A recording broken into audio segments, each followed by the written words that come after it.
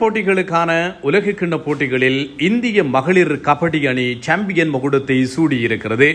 சீன தாய்பே அணியை தோற்கடித்து இந்திய மகளிர் கபடி அணி சாம்பியன் மகுடத்தை சூடியுள்ளமை குறிப்பிடத்தக்கது. இந்த 2025 ஆண்டு இந்திய மகளிர் அணிக்கு மிக வெற்றிகரமான ஆண்டாக இருக்கிறது. அண்டர் 19 உலக கிண்ணத்தை வென்றார்கள். இது மாத்திரமல்லாமல் இந்திய மகளிர் தேசிய அணி உலக கிண்ணத்தை ஒருநாள் போட்டிகளுக்கான உலக கிண்ணத்தை வென்றார்கள்.